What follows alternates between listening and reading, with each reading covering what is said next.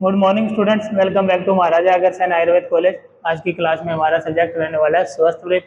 और स्वस्थ वृत्त का टॉपिक हम कंटिन्यू कर रहे थे स्कूल हेल्थ। स्कूल हेल्थ में हमने लास्ट टाइम में प्रिवेंटिव थेरेपी में पढ़ा था कंट्रोलिंग ऑफ रिजर्वायर और रूट ऑफ ट्रांसमिशन की। हम जो होने वाले रोग हैं विद्यालयों में उनको किस प्रकार रोक सकते हैं, हमने 2 पॉइंट लास्ट क्लास में कर लिए थे। कंट्रोलिंग ऑफ रिजर्वायर यानी कि जो बीमारियों को फैलाने वाले हैं, जैसे मलेरिया और डेंगू को जो मॉस्किटो फैलाते हैं उनका कंट्रोल यानी कि उनकी जगहों को ख़त्म कर देना या उनको मारना। फिर रूट ऑफ ट्रांसमिशन, तो रूट ऑफ ट्रांसमिशन मैंने आपको बताया था, जैसे इको ओरल रूट होता है या अलग अलग रूट होता है। कोई वाटर के थ्रू फैलता है, कोई जैसे मान लो किसी ने मल त्याग किया, उसमें मक्खी मच्छर बैठ के आपके खाने पे आ गया। उस तरह से हमने क्या करना है, उस रूट को ख़त्म करना है ताकि जो बीमारी है या डिजीज कोजिंग बैक्टीरिया या वायरस या फंगल है जो भी है, मतलब डिजीज कॉजिंग एंटीजन आपकी बॉडी तक एंटर ना कर पाए। तो ये 2 पॉइंट हम कंप्लीट उस दिन कर चुके थे। तो आज का हमारा थर्ड पॉइंट रहने वाला है ससेप्टिबल होस्ट, अति संवेदनशील मेजबान। तो ये क्या होता है अति संवेदनशील मेजबान, यानी कि हमें लगता है कि जिनको रोग जल्दी हो सकते हैं, जो जिनकी जो इम्यूनिटी है वो क्या है कि सेंसिटिव है, उनकी बॉडी ज़्यादा सेंसिटिव है कंपेयर टू अनदर पर्सन। ठीक है, तो औरों के मुकाबले क्या है, उसकी जो इम्यूनिटी है वो डाउन है और वो उसकी बॉडी बहुत ज़्यादा सेंसिटिव है। तो उनको हम किस प्रकार से रोगों से बचा सकते हैं कि उनको रोग ना हो पाए, तो ये भी एक पॉइंट है प्रिवेंटिव थेरेपी का। ठीक है, प्रिवेंटिव थेरेपी में तीसरा पॉइंट आ गया अति संवेदनशील मेजबान, यानी कि क्या है, जो जोखिम वाले लोग हैं उनको क्या करना है, एक या अनेक तरीकों से संरक्षित करना है, यानी कि उनको बचाना है, उनकी सेफ्टी का ध्यान रखना है ताकि वो रोग से ग्रस्त ना हो पाए। तो सबसे पहले तो क्या है, एक्टिव इम्यूनाइजेशन। हम कैसे बचा सकते हैं, जैसे बच्चे जब जन्म लेते हैं हम शुरू से ही, तो ये तो नहीं है कि अगर वो हेल्दी है तब भी उसको इम्यूनाइजेशन करवाते हैं। इम्यूनाइजेशन का मतलब क्या है, जो टीकाकरण होता है, टीकाकरण को जो वैक्सीनेशन होती है उसको हम बोलते हैं इम्यूनाइजेशन। ठीक है, वैक्सीन जो लगवाते हैं हम बच्चे को, भले ही वो बीमार है, कुछ हुआ है या नहीं हुआ, अगर हेल्दी भी है तब भी हम उनको वैक्सीनेशन करवाते हैं। ठीक है, तो इसको क्या बोल लेंगे हम, एक्टिव इम्यूनाइजेशन। एक तो पॉइंट हो गया एक्टिव इम्यूनाइजेशन, यानी कि ऐसे टीके जो उसके इम्यून सिस्टम को बढ़ाएंगे। ठीक है, तो जो हम वैक्सीन लगाते हैं वो कौन सी इम्यूनिटी होती है, वो एक्टिव इम्यूनिटी होती है। ठीक है, क्योंकि इसके अंदर मैंने आपको कई चीज़ें बताई थी जब हमने इम्यून सिस्टम पढ़ा था, तो उसमें क्या था, लाइव वैक्सीन और क्या था, इनएक्टिव वैक्सीन। तो इस तरह से हम इसमें क्या करते हैं, जैसे हमने क्या किया, या तो कमज़ोर बैक्टीरिया को, तो जो बीमारी फैलाने वाला बैक्टीरिया है उसको क्या किया, या तो इनएक्टिव कर दिया या उसको मार दिया। ठीक है, तो कमज़ोर स्टेज में उसको क्या करते हैं, हम बॉडी के अंदर इंजेक्ट करते हैं। तो जब ये अंदर जाएगा तो अपना इम्यून सिस्टम जो होगा बॉडी का, वो क्या करेगा, WBC या इसके अगेंस्ट क्या करते हैं, एंटीबॉडी बना लेते हैं। एंटीबॉडी बना लेंगे कि अगर कल को इस तरह का कोई बैक्टीरिया आता है तो हमारे पास क्या होगा, हमारी बॉडी के पास उसके खिलाफ, उसके अगेंस्ट एंटीबॉडी तैयार मिलेगी, ताकि हमारी बॉडी उससे, अगर उस डिजीज के अगर कोई बैक्टीरिया या वायरस कुछ भी आता है तो हमारी बॉडी तैयार रहती है उससे लड़ने के लिए, उस बीमारी के बैक्टीरिया को मारने के लिए। ठीक है, तो यही फायदा है इम्यूनाइजेशन का। ठीक है, तो ये हो गया एक्टिव इम्यूनाइजेशन। इसमें क्या है कि यह टीकाकरण द्वारा प्रतिरक्षा का विकास है, यानी कि प्रतिरक्षा किसे बोलते हैं हम, इम्यूनिटी को। ठीक है, इम्यूनिटी का विकास करते हैं हम। ठीक है, इम्यूनिटी डेवलपमेंट को ही क्या बोलते हैं, प्रतिरक्षा विकास। तो फिर ये कब शुरू हुआ है? इसको शुरू किया है 1974 में, 1974 में WHO द्वारा। ठीक है, इसको 1974 में क्या किया WHO ने? एक टारगेट रखा। 1974 में एक इनकी मीटिंग हुई थी WHO की। ठीक है, तो इन्होंने एक टारगेट रखा था, इसमें एक नारा दिया गया था, health for all, health for all 2000। इन्होंने, इनकी जो मीटिंग हुई थी, बहुत सारे उसमें देश शामिल हुए थे वर्ल्ड के, और WHO की ये मीटिंग थी, उसमें इन्होंने एक नारा दिया था, हेल्थ फॉर ऑल 2000। यानी कि इसका मतलब क्या हुआ कि सबको हमने क्या रखना है? हेल्दी रखना है, सबको स्वस्थ, सबके लिए। और सन 2000 तक इन्होंने वहाँ पे एक क्या बनाया? एक अपना टारगेट बनाया कि सन 2000 तक आते आते सभी को हमने क्या कर देना है? स्वस्थ कर देना है। अब स्वस्थ कैसे करना है? वो इम्यूनाइजेशन के हिसाब से। ठीक है, जैसे पोलियो था पहले, हर गांव में, हर शहर में और हर जगह क्या होते थे? पोलियो के केस आपको दिखाई देते थे या मिलते थे बच्चों में। अब क्या हो गया? ये जो हमारा इम्यूनाइजेशन शेड्यूल बना है जब से, तब से क्या हो गया? पोलियो जो है हमारे यहाँ से इरेडिकेट हो चुका है। पोलियो के अब केसेस लगभग वर्ल्ड में ही पूरे में खत्म हो चुका है ये। ठीक है, तो इन्होंने एक ये नारा दिया था, हेल्थ फॉर ऑल 2000, यानी कि सन 2000 तक क्या करना है? हमने सभी को स्वस्थ बना देना है।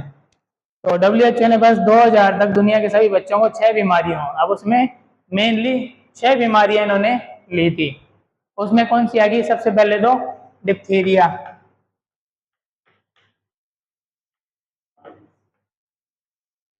डिप्थीरिया, इसका कॉजिंग बैक्टीरिया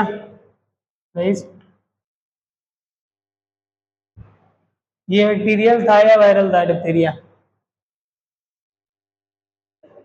जो डिप्थीरिया डिजीज थी वो बैक्टीरियल थी या वायरल थी? हैं? वायरल थी। कौन सा वायरस था इसका? कौन से वायरस से ये डिप्थीरिया बीमारी पैदा हो रही थी? वायरस का नाम पूजा? बैक्टीरियल थी या वायरल थी? नहीं याद? खुशी, खुशी पहले ही करते, नीचे कर लेती है तो मेरी बारी ना लगे। ये वायरल नहीं थी, ये थी बैक्टीरियल। ठीक है, और इसका कॉजिंग बैक्टीरिया था कॉर्नीबैक्टीरियम डिप्थीरिया, कॉर्नीबैक्टीरियम डिप्थीरिया। मैंने आपको नाम बताया था ना, जो इनके जो बीमारी के नाम पे इनके कॉजिंग बैक्टीरिया का नाम लगभग रख दिया जाता है, सभी का नहीं। देखो उसमें डिप्थीरिया वाले में चेक करो, यही था क्या या कुछ और है? या माइकोबैक्टीरियम डिप्थीरिया था?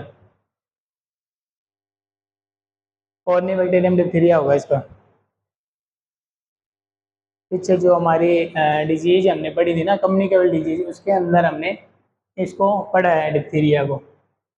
आई थिंक जब डिजीज शुरू हुई उसमें सेकंड डिजीज डिप्थीरिया ही थी। क्या है? कॉर्नी बैक्टीरिया यही हो गए है ना, या कोई और है? यही है ना, तो ठीक है। डिप्थीरिया, अब हमने, उन्होंने WHO ने क्या किया? मेनली 6 बीमारियों से बचाने के लिए बच्चों को ये टारगेट रखा था कि कम से कम हम क्या करेंगे? सन 2000 तक क्या करेंगे? इन 6 बीमारियों को बच्चों में से इरेडिकेट कर देंगे। तो सेकंड क्या है उसमें? काली खांसी। सेकंड है काली खांसी, जिसे हम क्या बोलते हैं? Pertussis, pertussis. फिर थर्ड आ गया टेटनस, टेटनस। एक वैक्सीन जैसे लगती है अब बच्चों में लगने लगी, पेंटावेलेंट, पेंटावेलेंट, कुछ सालों से। इसका मतलब है कि 5 वैक्सीन 5 बीमारियों की वैक्सीन एक के अंदर डाल दी उन्होंने, ठीक है। पहले ये नहीं होती थी, तब क्या थी, डीपीटी, जो हमारे बच्चों के जैसे लगती है 6 वीक पे, 14 वीक, 10 वीक पे और 14 वीक पे। 6 हफ्ते का जब बच्चा हो गया, 10 हफ्ते का जब बच्चा हो जाएगा, और जब वो 14 हफ्ते का या वीक्स का, ठीक है, यानी कि 1.5 महीने का, 2.5 महीने का और 3.5 महीने का बच्चा जब हो गया, तब वैक्सीन जो लगती थी अब पेंटावेलेंट लगने लग गई। पहले क्या लगती थी, डीपीटी। तो डीपीटी का मतलब क्या है, फुल फॉर्म कोई बता सकता है क्या?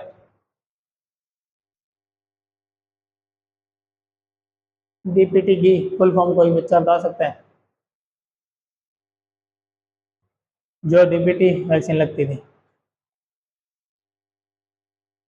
सोच के देख लो, कुछ दिमाग लगा लो, थोड़ी नज़र घुमा लो इधर उधर। क्या आंसर आपके सामने ही हो?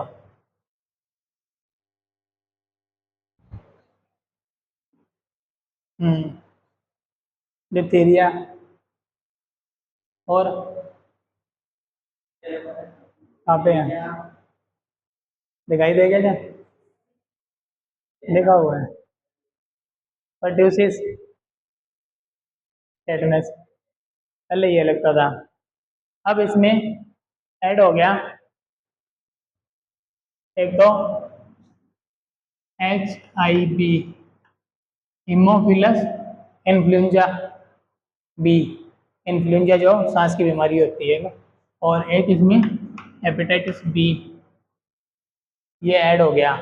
तो अब तीन तो ये थी, दो ये होगी, तो इसको बोल दिया पेंटावेलेंट, ठीक है। पेंटा का मतलब होता है 5, है ना। जैसे एक ये काउंटिंग कौन सी बोलते हैं इनको, कौन सी काउंटिंग बोलते हैं, रोमन बोलते हैं, कौन सी बोलते हैं इसको, इसमें इंग्लिश में बोलते हैं इसको, जैसे एक है तो उसे बोलते हैं अपन मोनो, है ना। दो है तो उसे बोलते हैं अपन बाई, अगर तीन है तो उसे बोलते हैं अपन ट्राई, चार है तो उसे क्या बोलते हैं, टेट्रा, टेट्रा। जैसे अपन मोबाइल नंबर लेते हैं ना, उसमें बोलते हैं ना भाई टेट्रा 4, टेट्रा 1, यानी कि 4 इक्के, टेट्रा यानी कि 4। अगर 5 आ गया तो उसे बोलेंगे पेंटा, ठीक है। ये भी काउंटिंग है, रोमन में बोलते हैं इसको। और 6 आ गया तो हेक्सा, अगर 7 है तो सेप्टा, अगर 8 है तो ऑक्टा, ठीक है। इस तरह से है, और आगे मैथ के लेक्चर में पढ़ लेना, ठीक है। ये अपना किसका सब्जेक्ट है, स्वस्थ विद है, ठीक है। तो फिर क्या की, 3 बीमारियां तो ये होगी, आगे और कौन सी बीमारी थी, तपेदिक और खसरा, एक आ गया। इसके बाद पोलियो, पोलियो ये होगी 4। फिर पांचवी ये बता रहे हैं तपेदिक, तपेदिक बीमारी कौन सी होती है, टीबी, जो टीबी की बात कर रहे हैं। टीबी की फुल फॉर्म, टीबी की फुल फॉर्म कौन सी बीमारी होती है, टीबी, हाँ पता तो होगा टीबी के बारे में, है ना। कौन सी होती है, क्या बोलते हैं इसको पूरा नाम, ये तो अपन शॉर्ट में बोल देते हैं टीबी। तो इसमें और जो देखने वाला टीवी होता है उसमें क्या फर्क है, इस बीमारी वाले टीवी में और जो देखने अपन घरों में लगा के रखते हैं उसमें क्या फर्क है?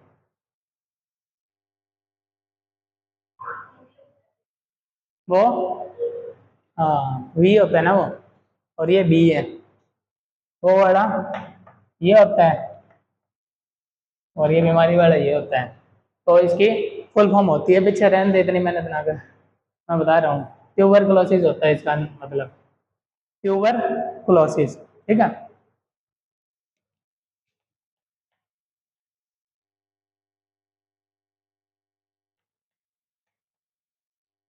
Tuberculosis, tuberculosis. तो इसका कोजिंग बैक्टीरिया बता दो, ये तो कई बार पूछ के कई बार अब तो रट गया होगा आपको। हाँ, माइकोबैक्टीरियम ट्यूबरकुलाई या ट्यूबरकुलोसिस, ठीक है, ट्यूबरकुलाई बोल दो तो ज़्यादा बेटर है। फिर आपका क्या आ गया लास्ट, खसरा। खसरा किसको बोलते थे आप? टीबी होगी। देखो पीछे बीमारियों में किसको बोलते हैं खसरा?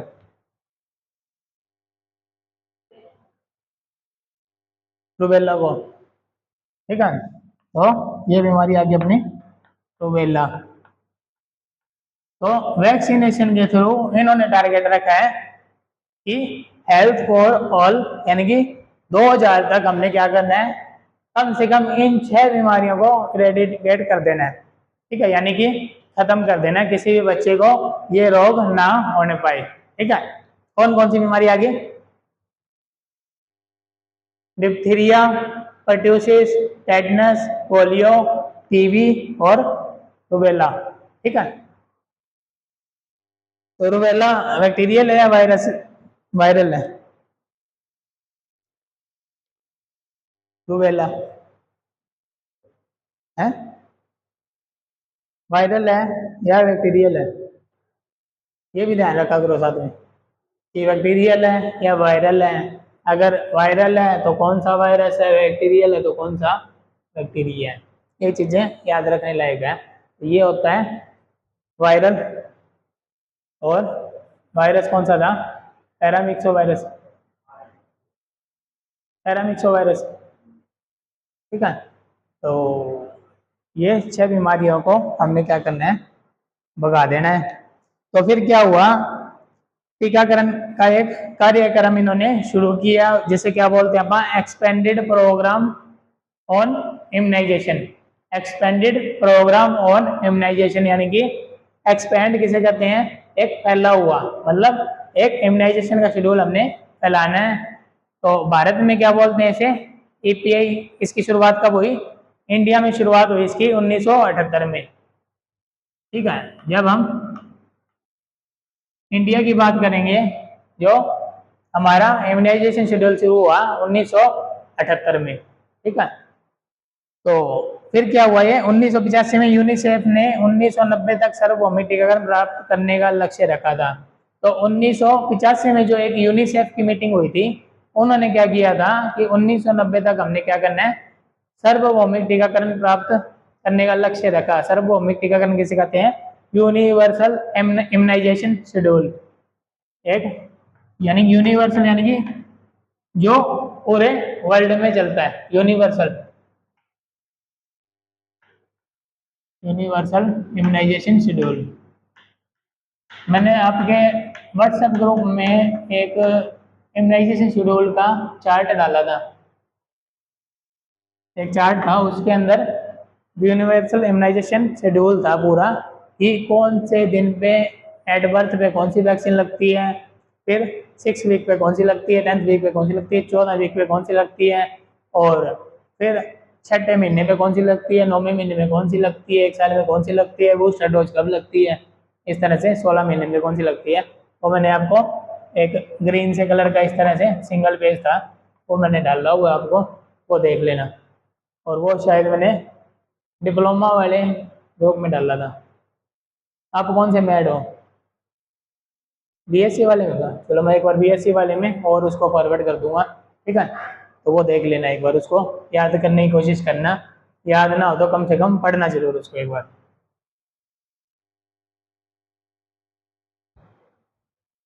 इसलिए इस कार्यक्रम को सार्वभौमिक बाल टीकाकरण 1990 कहा जाता है। हर देश के क्या है, परिस्थितियों के अनुसार टीकाकरण कार्यक्रम होता है, अलग अलग परिस्थितियां होती है अलग अलग कंट्री की। तो उसमें क्या है कि इम्यूनाइजेशन शेड्यूल 19 नवंबर 1985 में शुरू किया गया। एक क्वेश्चन बन जाता है अपने कम्पिटिटिव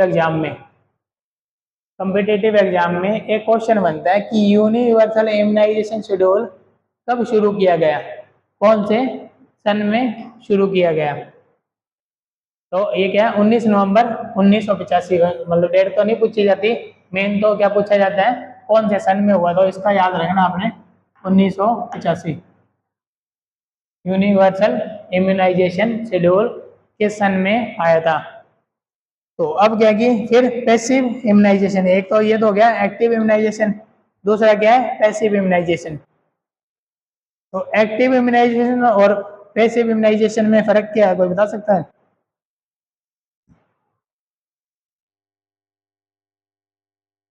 है पता किसी को क्या एक्टिव और पैसिव में कोई डिफरेंस। मैंने आपको जब इम्यूनिटी पढ़ाया था उसमें मैंने आपको बताया था जो एक्टिव क्या है, एक्टिव इम्यूनाइजेशन हो गया। एक्टिव जो इम्यूनिटी थी हमारी उसमें तो क्या हो रहा था, हम लोग क्या कर रहे थे, बैक्टीरिया को डाल रहे थे, बैक्टीरिया या वायरस एंटीजन को इनएक्टिव स्टेज में डाल, या तो उसको अधमरा करके या उसको मार के या उसका कोई पार्ट डाल के, ताकि हमारे शरीर की इम्यूनिटी को पता लग जाए कि इस तरह का कोई बैक्टीरिया, तो हमने एंटीबॉडी तैयार रखी। तो उसमें क्या हुआ, एंटीबॉडी हमारे शरीर ने तैयार की है, अपने शरीर ने तैयार की है इसके रिस्पॉन्स में, एंटीजन के रिस्पॉन्स में, तो वो तो है एक्टिव, यानी कि अपने शरीर ने बनाई है एंटीबॉडी। तो पैसिव इम्यूनिटी या पैसिव इम्यूनाइजेशन किसको बोलेंगे, जैसे मैंने आपको एक वो बताया था एंटी स्नेक बिनोम बताया था, सांप का तोड़, किसी को सांप काट ले तो एंटी स्नेक बिनोम लगाया जाता है, ठीक है।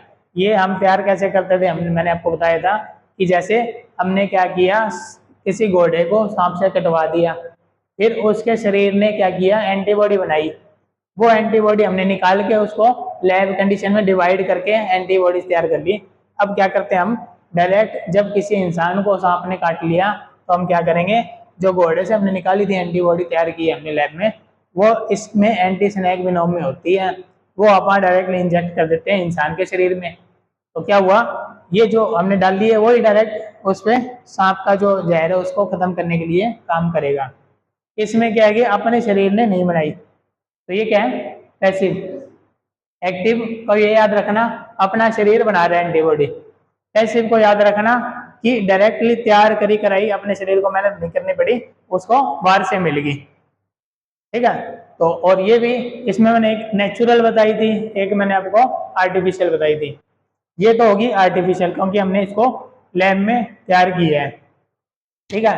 फिर नेचुरल कौन सी होती है, नेचुरल पैसिव कौन सी होती है, एक मैंने आपको एग्जांपल दिया था, जैसे बच्चा है माँ के पेट में, ठीक है, तो प्लेसेंटा के थ्रू, माता के शरीर से प्लेसेंटा के थ्रू बेबी के अंदर जो एंटीबॉडी गई है वो क्या है पैसिव है, क्योंकि बेबी के शरीर ने नहीं बनाई, बनाई किसने है, माता के शरीर ने, ठीक है। तो इसको एंटीबॉडी तो मिल गई, मिली क्या, तैयार करी कराई मिल गई माता के शरीर से, ठीक है, और गई किसके थ्रू, प्लेसेंटा के थ्रू।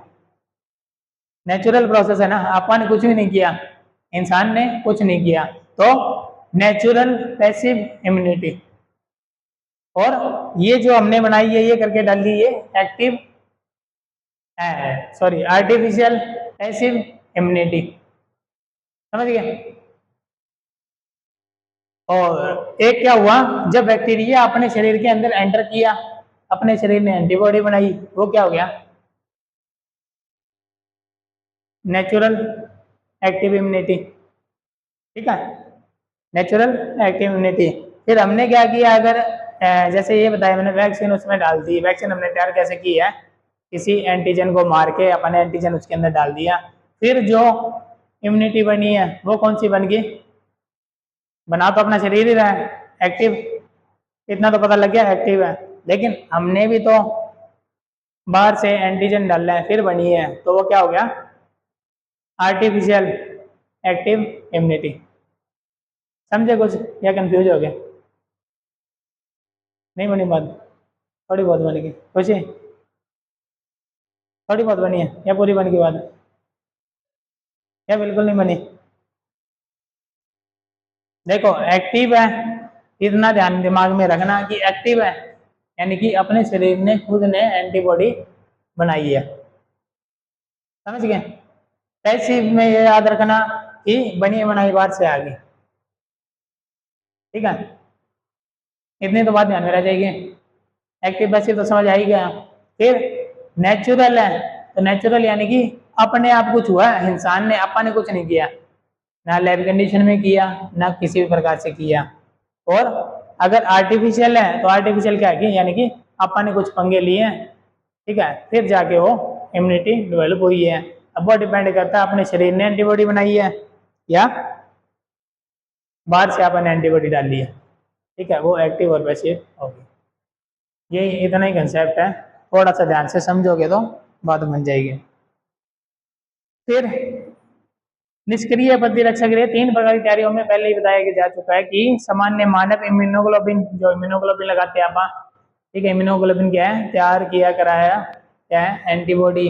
विशिष्ट मानव इम्यूनोग्लोबिन या एंटी से है एंटीटॉक्सिन, ये क्या है, एंटीटॉक्सिन ही है, ये एंटी स्नैक विनोम जो है वो एंटीटॉक्सिन है। फिर combined passive and active immunisation, फिर कुछ ऐसी होती है जो एक्टिव और पैसिव दोनों कंबाइन होती है, ठीक है। इसमें क्या है, रोगों के प्रतिरक्षा जैसे कि टेटनस, डिप्थीरिया, रेबिस आदि निष्क्रिय प्रतिरक्षण। निष्क्रिय प्रतिरक्षण अक्सर निष्क्रिय वैक्सीन उत्पादों के साथ किया जाता है। और निष्क्रिय कौन से होते हैं, जो अपन ने बोला था, एक तो किल्ड वैक्सीन थी जो निष्क्रिय है, और एक थी लाइव वैक्सीन, ठीक है। तो फिर क्या आ गया, कीमोफाइलेक्सिस, एक किससे अपन उसको ट्रीट कर सकते हैं, कीमोफाइलेक्सिस। कीमो मतलब यानी कि केमिकल किसमें होते हैं, दवाइयों का यूज करके हम किसी रोग को रोकते हैं। तो दवाओं के उपयोग दोबारा बीमारी से बचाव और सुरक्षा, इसका उपयोग आमतौर पर किसमें किया जाता है, हेजा। हेजा क्या होता है, इंग्लिश में उसको क्या बोलते हैं, हेजा को, हेजा है टाइफाइड, अच्छा, क्या बोलते हैं पूजा, हेजा को है, डिप्थीरिया, डिप्थीरिया को नहीं बोलते, उसी ने पहले जवाब दे दिया।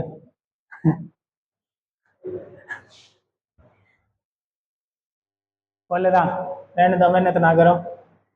कोलेरा को हम एजा बोलते हैं। और इसमें कल पूजा ने बताया था, होता क्या है इसमें, कोलेरा में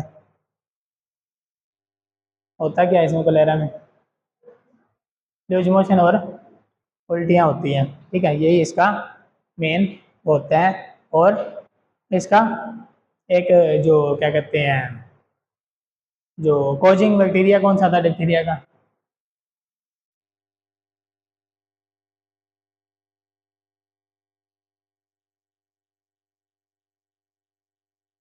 चलो आज की क्लास में अपन इतना ही करेंगे, बाकी इसको कंटिन्यू करेंगे अपन नेक्स्ट क्लास में। थैंक यू, इसको कर दो यार।